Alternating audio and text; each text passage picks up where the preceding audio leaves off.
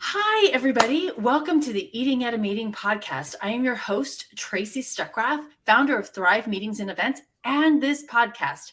And I am so excited. I've been doing this now for 18 months, and it's mind-blowing. Everybody who I've met and chatted with over the last 18 months.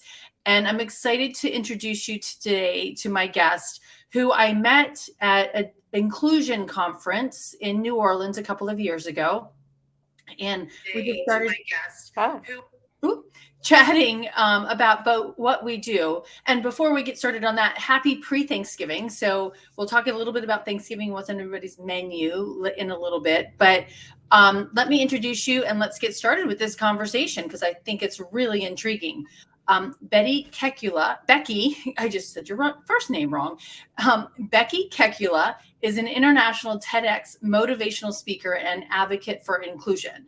She serves as the Disability Equality Index Director at Disability In, and that's who she was representing when I saw her at this trade show. So, welcome to the show, Becky. How are you? I'm great. Thank you. Thanks for having me. You're welcome. And we talked about this, just having a conversation way back then. So I'm glad that we finally made this happen. And congratulations on becoming a new mom. Thank you. That's super excited. And everybody, she just moved, so grandma is close by to hang out and watch her grandson grow. So that's exciting too. So before we jump in and explain what disability in is, as well as what the Disability Equality Index is. Disability In is a global nonprofit organization that assists corporations along the scope of Fortune 1000 companies with their disability inclusion journey, with the ultimate goal of reducing the unemployment rate for people with disabilities. So, really helping these corporations build out the infrastructure to be more inclusive and welcoming of people with disabilities. Uh, Firstly, as employees who can then help create a safe environment and welcoming environment for consumers. Oh, that's awesome. And then the index does And what? the index is a benchmarking tool. It's a self assessment that companies take to measure how they're doing when it comes to disability inclusion and advancing all areas of their organization, trying to incorporate disability in all that they do. Well, and that's amazing because there's so many, and I know you probably know the number of people with disabilities in the United States, but it's a large amount of people in the U.S. and it's not necessarily physical disabilities that we can see. Right. In your situation, you are a little person, and then you have people who are utilize wheelchairs. But as ear or hearing aids get smaller and smaller, you might not know somebody is deaf or somebody is their vision is bad or whatever other disability they might have that's invisible, including food allergies. Exactly. And I do have hearing loss in my right ear, and I barely talk about it because I rely so much on my left ear that I forget that that is another disability per se. I kind of focus on advocating on behalf of physical disabilities because it's what people can see. But one of the biggest challenges I think as a society we face is everyone views people with physical disabilities as a scary experience, and they don't want to bring their whole selves and share this disability that they may have that you can't see Right. until they're in a space where they feel 100% safe to do so. Well, and I think in one of the articles or the videos that I've watched of you is like, ask me any question. I'm here to answer your questions and you say that because, and like you just said, is people are scared because they don't know. Right, exactly. That's a lot of it's fear of the unknown. It's Mhm. not really being able to put your finger on the pulse on what is it that makes you fearful. Right. You're not coming up with good enough reasons because you haven't asked the right questions. Right. Well, and people are like, well, my God, I can't live without gluten. I mean, and actually, a couple of weeks ago, this woman's like, I'm not eating that muffin. I'm like, why not? She's like, because I eat gluten. I'm like, oh my God, seriously? But, and you being a little person, I mean, people are like, I'm sure you got this. Well, how do you get around being so small, or and I get around, right? I figure out a way. You Uh, do. but putting the finger on the pulse more to the topic at hand, and I'll Right. just kind of bring it up now. When I was younger, even doctors didn't necessarily know how to address my short stature. I had a general pediatrician who I would go to yearly, sometimes twice a year, just depending on what was needed. And then I had a specialist who knew all about dwarfism. And the specialist I started meeting when I was 6 months old, and they were the subject matter expert, and they would constantly tell me that I needed to lose weight and watch what I eat. And then the doctor who's my pediatrician would tell me that I need to eat more cheese, I need to gain weight, because he was judging my weight off of people my age and not thinking about the height difference. And at this point in time, there weren't charts related to achondroplasia, which is my type of dwarfism, which Okay. doctors have more access to now just because of technology. This was Right. back in the 80s. And so I was getting these mixed messaging where the doctor who was the specialist said, "You need to watch your weight," and my parents were trying to help me stay really focused on that. So Hmm. just naturally growing up and even as an adult, I'm not a big dessert person because I I was constantly hearing Dr. Kopitz, which was the doctor's name. Dr. Kopitz, watch what you eat, watch what you eat. But one of my biggest struggles is portions. So I may not eat dessert, but Hmm. then the portions, I'm still just as hungry as the person next to me. And that's kind of always been a challenge. And my mom grew up in an Italian family where they had 8-course meals every Sunday, and just there was never a lesson of nutrition. So then I also kind of attached myself to not being a big red meat eater, and I kind of cut that out. Uh-huh. But still, it's the portions that I continue to struggle with. So I would say just getting around, it would always be helpful for me to be a few pounds less, but I Hmm. enjoy food too much. So is there, I mean, because I would never have thought this either, but just saying what you had, do is there a different nutritional base or portion, I mean, portion sizes that you should be following? Because I would never have actually ever considered that either. Yeah, I think ideally we're eating, since we are the size of a child, Right. we should probably be eating closer to the portions of what a child eats, Right. but it just Wow. it doesn't align too well. No, and if you're going to a business meeting, you're going to be Yeah, fed as a here's the not the kiddie plate, right? No yeah, pun intended, but yeah, you would be full served that full portion size, which sometimes is way too much food in general for anybody, right. for the average person. So, how did you get started in doing this? I mean, you grew up as with dwarfism, and did you is this what you wanted to do as you grew up? I think I was kind of just narrowly focused on traditional career path that Right. those around me were interested in. So I Right. was that typical child who wanted to be a doctor when I grew up, but once I Mhm. realized how much schooling you had to go to, I wasn't really thrilled about that plan. Yeah. And then I grew really attracted to the field of marketing. I just thought it was fascinating just being able to Mhm. brand yourself and market yourself, and it helps you with other life skills.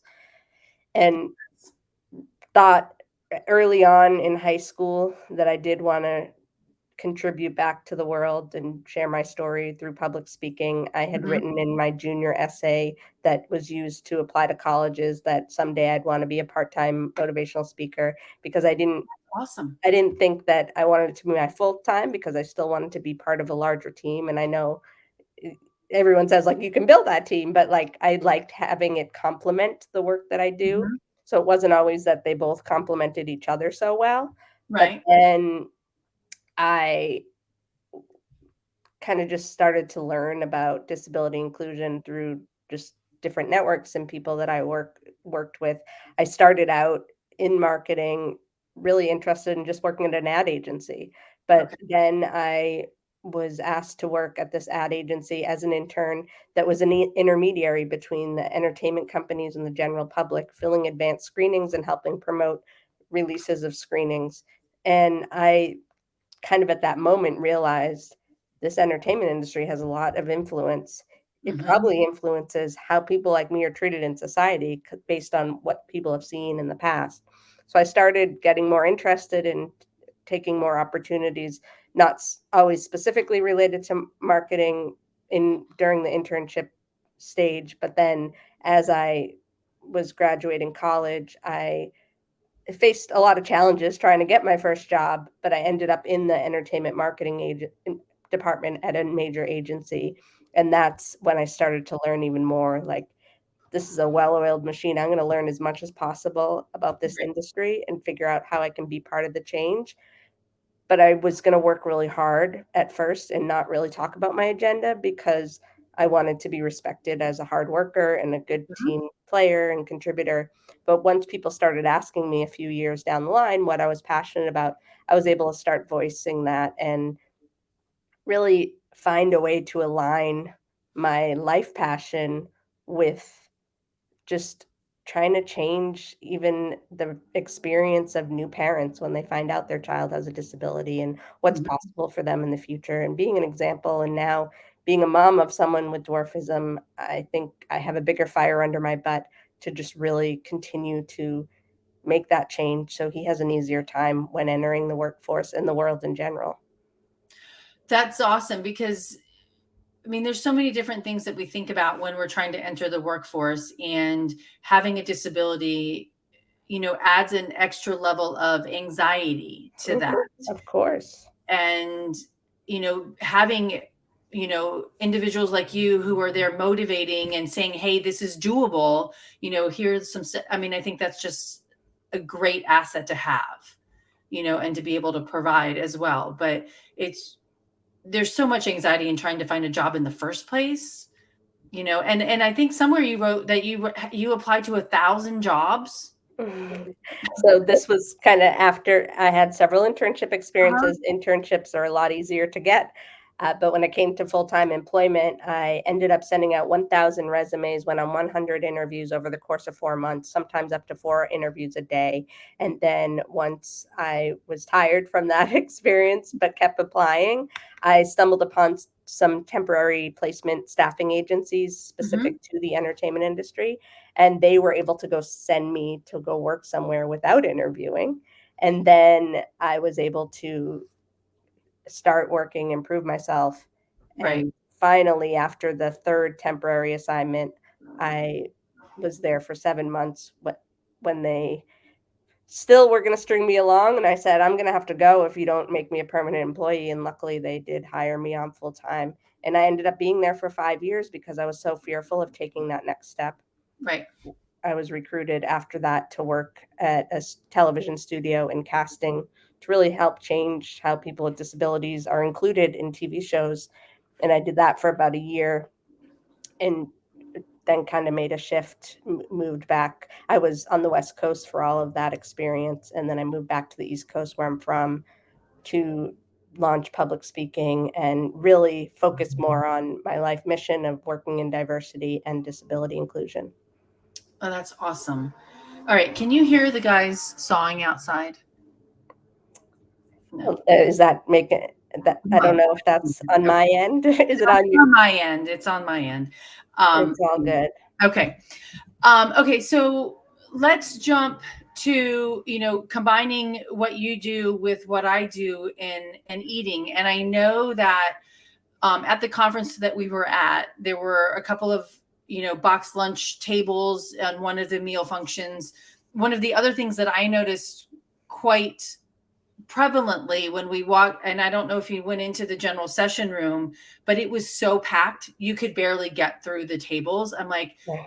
this is not accessible for, I mean, we're at a conference on inclusion and the accessibility access points were non-existent.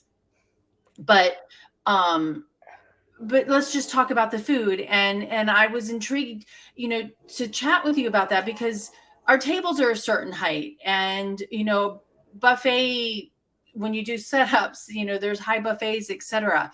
So can you talk to us about what an inclusive dining experience is for you?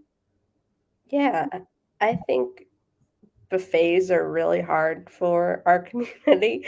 First off, we shouldn't be helping ourselves to portions because that's a big challenge that we face when it comes to figuring out what portion. Everything looks great and you want to just eat everything.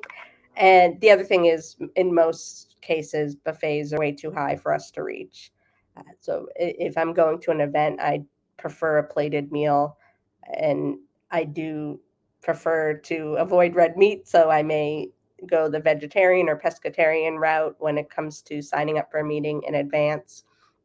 But when it comes to giant crowds, it's inevitable. I'm going to need someone to help me. So, what I try to promote is if anyone sees someone like me at an event, try to offer to help them. They may not take you up on that offer because we are stubborn people and we want to try ourselves first. But when you see us about to pull a plate down that may end up hitting the floor, you may want to intervene. But I would say kind of create that inclusive dialogue that you're there willing to help someone if they need it. And it'll make the experience much better because sometimes it may be a cost thing. An event may only have a buffet as an option because that's what they asked for.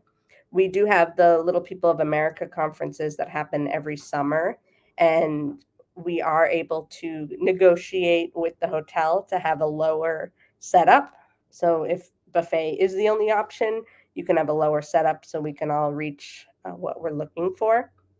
And maybe it's sometimes in order for people to streamline, they'll have the same meal options on one side of the table as the other side of the table. So maybe one side's lower and one side's higher, so more people can access. And then because we're eating less, or we should be eating less, sometimes if you're hosting an event where it's a la carte, there may be an option to reduce the price just because it's kind of like ordering a kid's meal. Luckily, we haven't been questioned when asking for a kid's meal in most places. That's really interesting.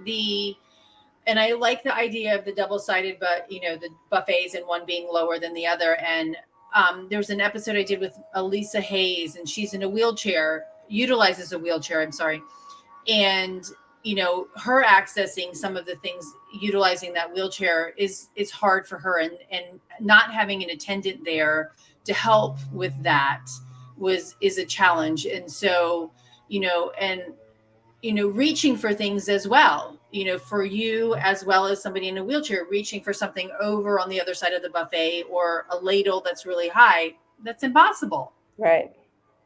And Exactly. kind of just thinking about how to do that. And I even have suggested, like, hey, if you've got a vertical buffet, right, make sure that the things that are on the top shelf are also on the bottom shelf. Right. Exactly. And just to balance it out so that the average size person and someone short in stature can reach them, right? um Now, what about like seating wise? Because all chairs in buffet and hotel ballrooms are the same size. Do we need to think about that aspect, the design aspect of our food functions? Another thing we're stubborn about is we don't want someone to have to make a huge alteration. We don't want people to be resentful of the accommodations we may Right. need or request. But I think it would be helpful to have a step stool on hand if we needed to use it for the buffet or for sitting at our table. Mm-hmm. For me, when I'm at an event, especially at a hotel, most times when I get on the chair, my legs just kind of go straight out. So even if I had a step stool, it would probably have to be pretty high in order for it to be helpful. Okay. But it may be helpful to have it for me to get up on the chair. Uh, That makes It, sense. it kind of just depends on if it's going to be like an all week event and Right. we may need, but if it's a one time meal, maybe we'd be okay with that. Like, I think it really depends. But what's important is when you're setting up the meeting and the event, Mm-hmm. however people sign up to attend, however you collect RSVPs, just put a line in there. Do you need an accommodation for this event? And Right. maybe even be honest about what the setup's going to be like so they can let you know if they need a different accommodation. Right. Yeah. The way I teach it is, we want everyone to fully participate in this event. Please let us know below if you have any assistance that we can provide you. And I have, the way I teach it again is mobility, seeing, hearing, or vision and hearing, and food allergies, and then other.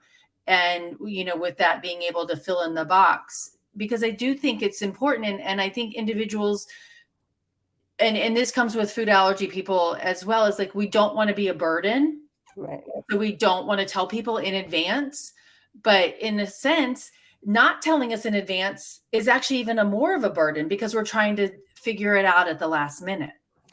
Yeah, and one of the more obvious pieces of advice that I could probably give is if you have someone who's blind or low vision at your table, once they sit down with their food, most likely you may be the person that you also assisted them with the food.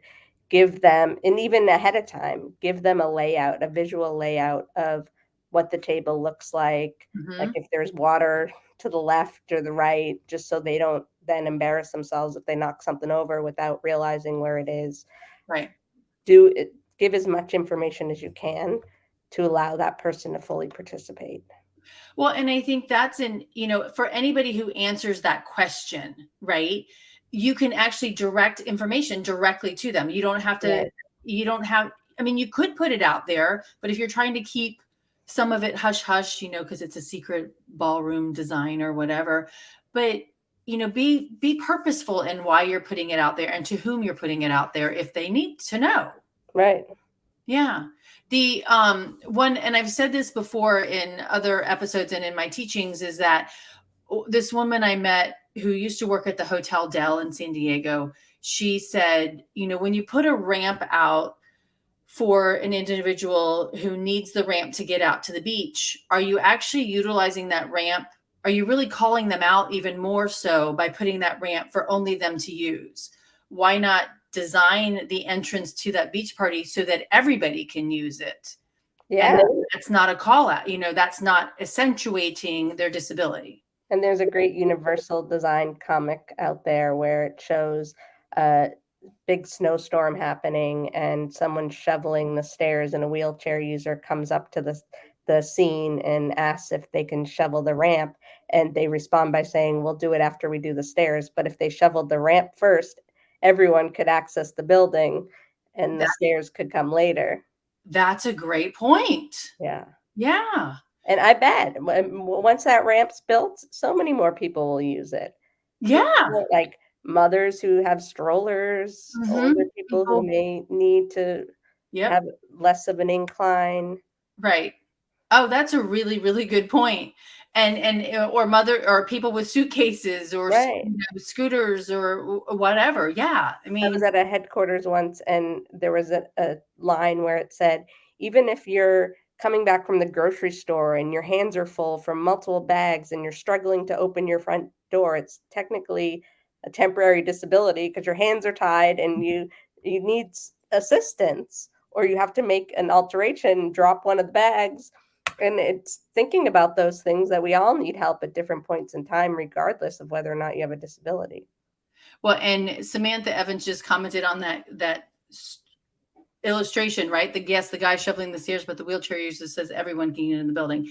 Yeah, I mean, and that's and so another phrase that I've started to use, I'm like, if you design for the minority, you welcome the majority. Right? Absolutely. Yeah, I mean, and it's a great way to think about your menu planning. It's a great way to think about the entrances to your events and your design. Now, one thing that I want to bring up, you and I were talking just before we got on about, high school, and it could potentially take you longer to get somewhere walking. Mhm.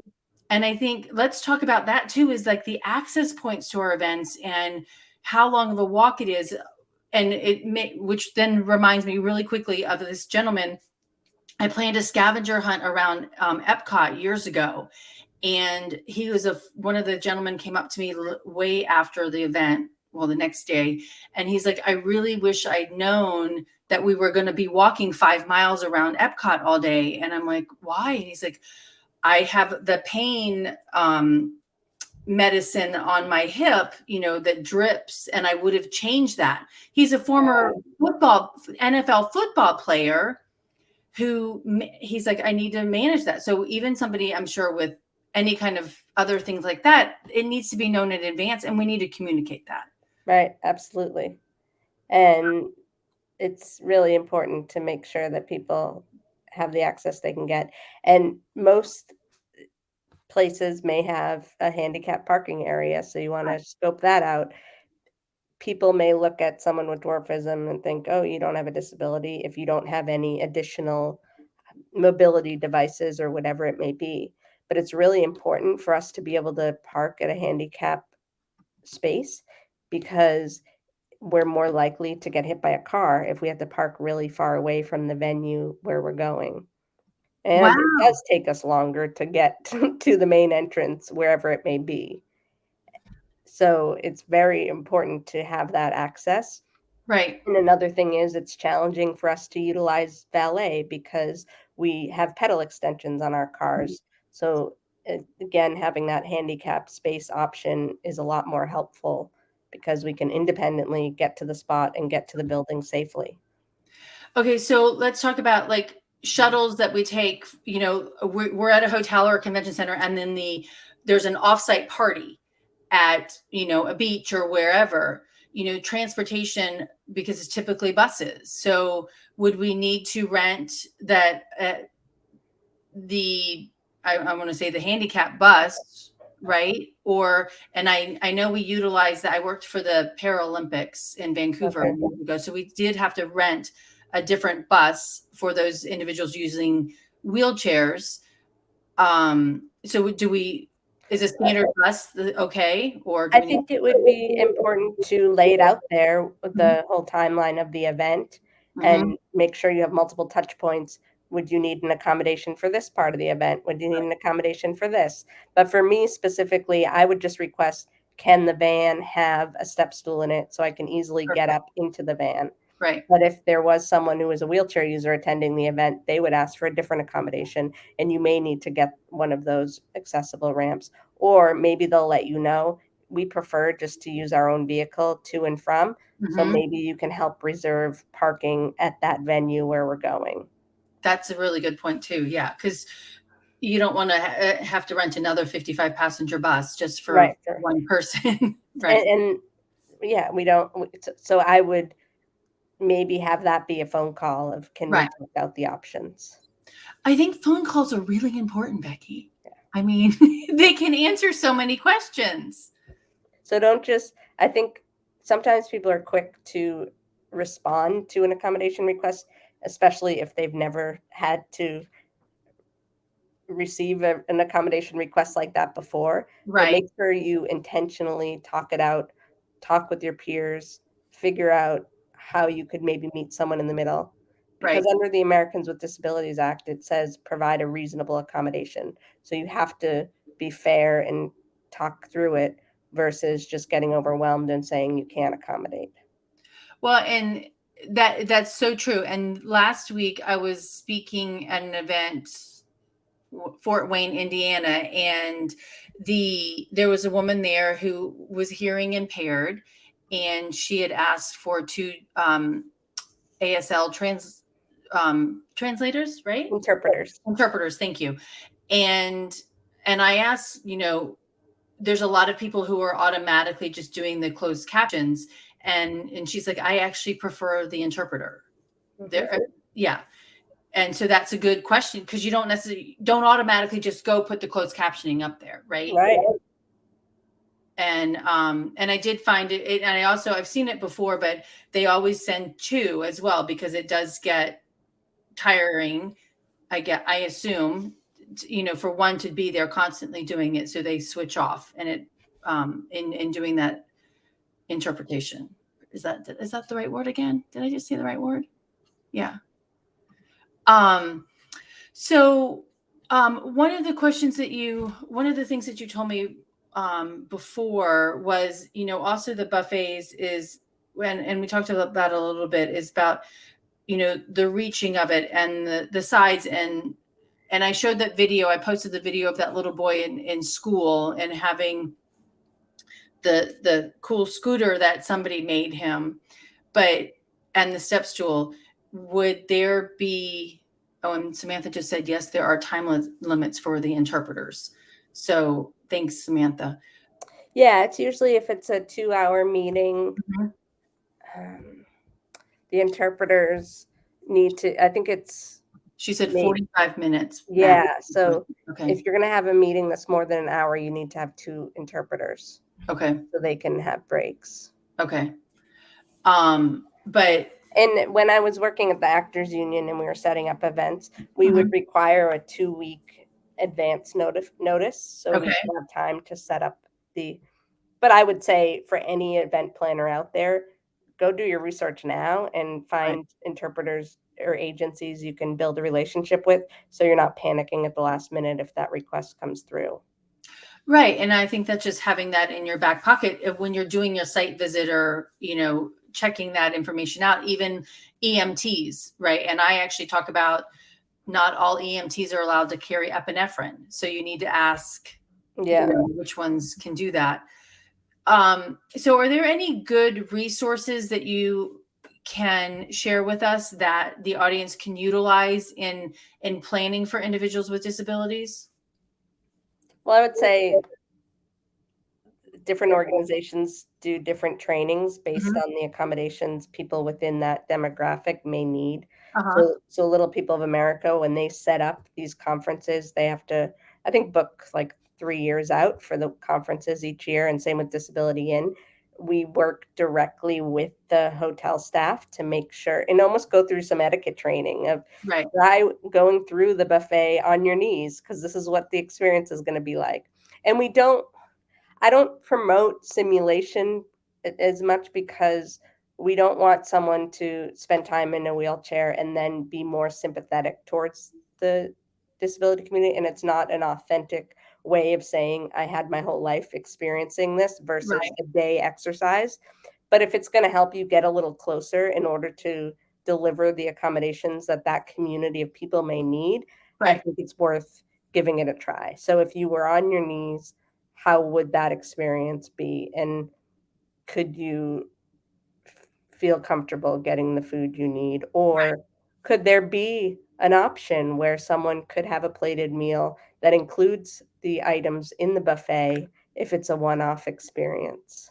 Well, and the perception that you just described, I think it's great because event professionals, event designers think about the sight lines, right? When you're sitting at a Right, table, I'm like, are your centerpieces too tall that you can't see the screen? And so it's just a different sight line to think about. right, And I think that's, and again, not that you want to promote excessive sympathy for you. It's like, hey, let's check out how is this person going to see this from, because you do it from different seating, around the room, right? right, Why would that not be a different option to look at or perspective to look at? exactly. So beside, I mean, we really just want to being able to have somebody there to assist, and actually it's also good to ask, on your registration form, are you bringing a personal assistant with you, to Mhm. an event? And so can you talk a little bit about that and what individuals need to accommodate for that other person, for that assistant? Well, personal assistant or even someone who is the sign language interpreter that a person may have, a high level executive at a company may have someone who travels with them already, but Right. you don't want to assume that. But I would say accommodate for them as a guest participating. Ideally, you're able to cover the expenses of both people because it is a reasonable accommodation. Someone needs to have that person to assist them. But even kind of etiquette when you're at the table with these people, you want to make sure you're talking to the person who may be deaf or hard of hearing versus their interpreter. I'm not saying you need to ignore them completely if they're taking a break and want to talk to you, but it's important to really focus on the person who's there for the event. And the Hmm. assistant knows that they're there working and not necessarily included in all of the conversations. But even when it comes to a personal assistant, it's really just assessing what they may need them for, and if that is all that the event includes and they need them for every step of the way, I would say treat them as an additional guest, and it'll allow for someone to have a more pleasant experience and prevent potential bad reviews. Yeah, because you want good reviews across the board, Exactly. no matter who your attendee is. Um, and so, just thinking from the perspective of a little person, what other accommodations food wise? We've talked about step stools. We've talked about the reach and the height of buffets, and having a plated meal. Is there anything else that we could possibly think of that we should consider? And I might just be throwing it out there. Yeah. Yeah, I think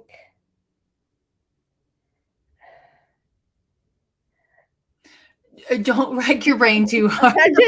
I think no, I think it's having those multiple touch points. So for any part of your event, allow someone to ask for an accommodation.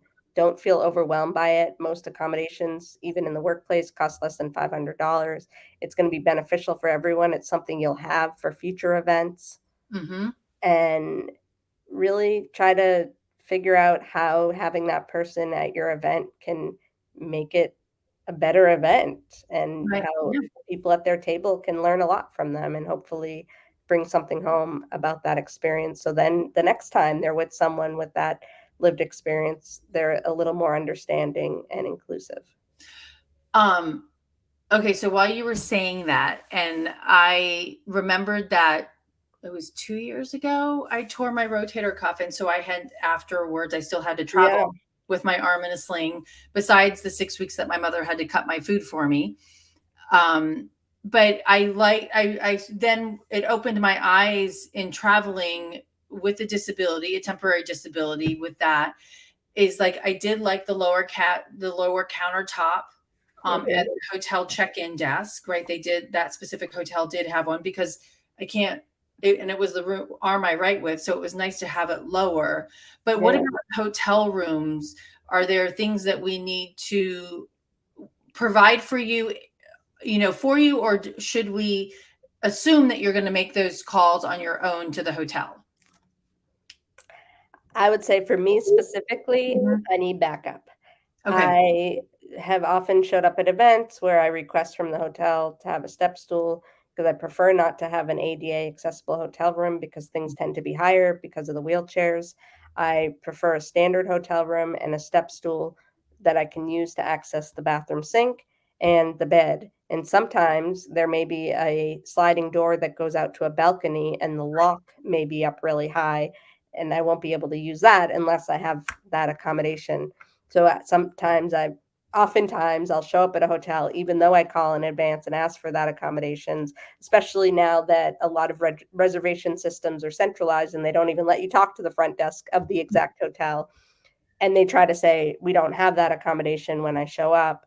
And then I have to get other people involved to help me get the accommodation I need because I know that there's a step stool somewhere in the building.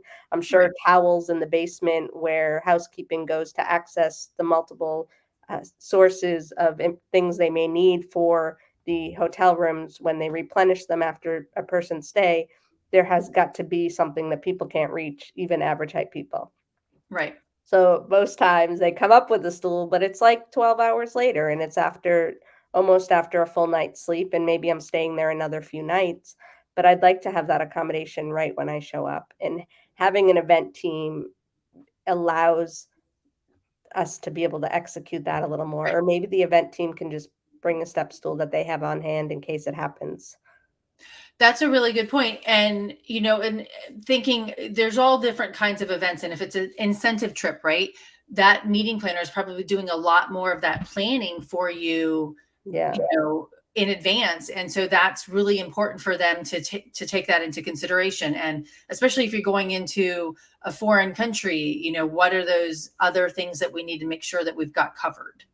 Yeah, I went to one hotel and they didn't have a step stool at first, but a few hours later, because I went out to a dinner and came back, they had a step stool and they had a note, "Thank you for your patience," while we went out to purchase one. So you can be honest. You can Mhm. put out your shame sleeve of, "We didn't know, there was a miscommunication." I appreciate people doing that. The Yeah. reality is a hotel room may be a few $100s. A step stool is $10 to $15, depending on where you find it. If you could just save yourself by going out and getting one between the time I make the reservation and the time I show up at the hotel, it it's gonna be a more pleasant experience for all of us. Right. Exactly. That's awesome. So, because it's in general, we all want to be able to just participate equally without having to ask for, or, at that last minute, oh, by the way, I'm gluten free, or by the way, hey, I need a step stool, and, vice versa. Just having that accommodation pre planned makes it so much easier. Right, and if the meeting planner isn't in the geographic area on a regular basis where the event is, find someone locally who'll be helping you on the ground and see if they can go and make that errand.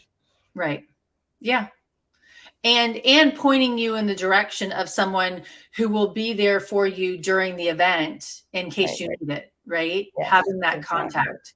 And especially with, nowadays with phones and having the text message and having, even a face to face and saying, hey, Becky, this is Tracy. Tracy's going to help you with your meals. This is, this Yeah, is my phone number. Yeah. a lot of people have, like, an ADA coordinator and Right. just someone who can be available if someone has any trouble or if they're not getting the accommodation they need.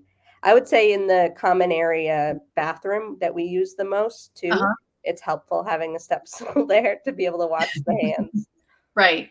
Well, and I recently have noticed like they put the seat covers like on top of the toilet, up way high. I'm like, some people you can't reach those, Right. I mean, and we all want to use them, or Yeah, at least I do. But so exactly. okay, so how can people get a hold of you? How can they find you? What's the best way to um Well, through Disability Inn, if you go to the disabilityin.org website, you can see, okay, the link to our team, and you can find me there, and then I'm on all of social media under Becky Motivates. okay, I'm gonna put these in the chat real quick. And so one thing that I love to ask everybody, and because it's the day before Thanksgiving, let's focus it on Thanksgiving food. But what is your favorite food and drink for Thanksgiving? I love mashed potatoes, Okay. even though I could have them any time of year, and With garlic or just regular old plain mashed potatoes? garlic wouldn't be bad, just have smelly breath after. And then I would say what the drink? After and now being a mom, it's a little harder to get excited about. But prosecco is always nice to Okay. have for celebrating. Well, very good. Well, thank you so much for taking the time the day before Thanksgiving. I hope your mom's helping you do a lot of the cooking and stuff. Everyone's cooking around us. We'll be taken care of. Okay, well, that's good. Well, thank you so much for spending the time and giving a new perspective on eating at a meeting, because and I love we need to look at all different perspectives. So I appreciate it. Thank you. Thanks for having me. You're welcome. And everybody, thank you for tuning in. Samantha Evans, you're a doll for being here live with us today. And so every Wednesday, we're here live, 12 o'clock Eastern on Facebook, the Eating at a Meeting Facebook group, and LinkedIn, depending on where you're watching us. And so thank you for listening. And the let's see, I've got three episodes in December coming up, and then I'm going to take the last 2 weeks off for the year just to recoup. And we're going to kick off January with veganary as well as dry January. So talking about how we can serve mocktails and dry drinks at our events. So until next time, everybody, stay safe, have a delicious, joyful, and safe Thanksgiving, wherever you may be. And I appreciate you being here. Until next time.